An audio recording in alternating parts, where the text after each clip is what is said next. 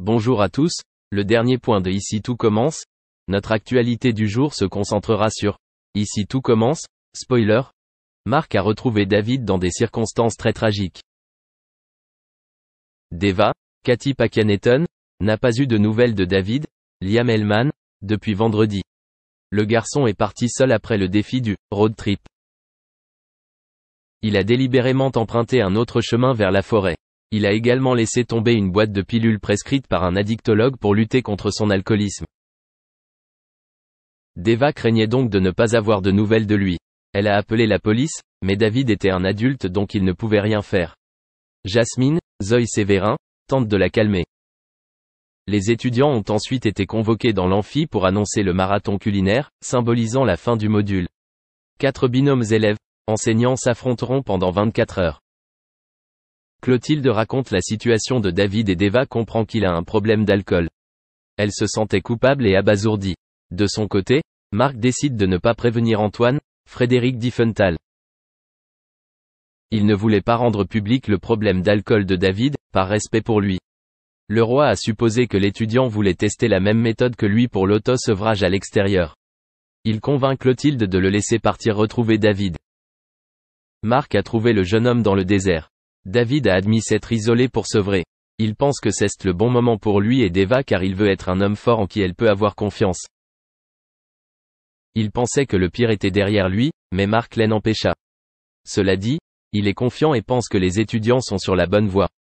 David est déterminé à participer au marathon pour prouver qu'il peut le faire. Merci d'avoir regardé et à la prochaine vidéo. N'oubliez pas de vous abonner à notre chaîne. En attendant, dites-nous ce que vous en pensez dans la section commentaires ci-dessous. Au revoir. Stabilité financière. Les Miss Belgique ne sont pas salariées. Comme j'avais un loyer à payer, je faisais la princesse le soir et j'étais vendeuse le jour. Pourtant, Tatiana Silva a beaucoup d'ambition. Fort heureusement pour elle, la chance va finir par lui sourire après avoir passé un casting pour la météo. Après quelques expériences heureuses sur des chaînes belges et ensuite sur TV5, TF1 commence effectivement à s'intéresser à son profil. Ainsi, la jeune femme devient le visage des informations météorologiques sur la première chaîne française. Depuis ce jour, tout a changé pour elle. Mon sentiment de légitimité est arrivé quand TF1 m'a engagé parce que je sais qu'ils sont à cheval sur la météo. Une évolution qui lui permet désormais d'être devenue une véritable star du petit écran, mais également une personnalité très appréciée du public. D'ailleurs, l'ex-reine de beauté ne semble pas prête de s'arrêter là. Si bien évidemment, elle continue d'enchanter les téléspectateurs en annonçant le temps qu'il fera demain, elle multiplie également les activités. Après une apparition très remarquée dans Danse avec les stars en 2017, elle est aussi devenue une présentatrice très demandée, et a fait ses premiers pas dans la comédie.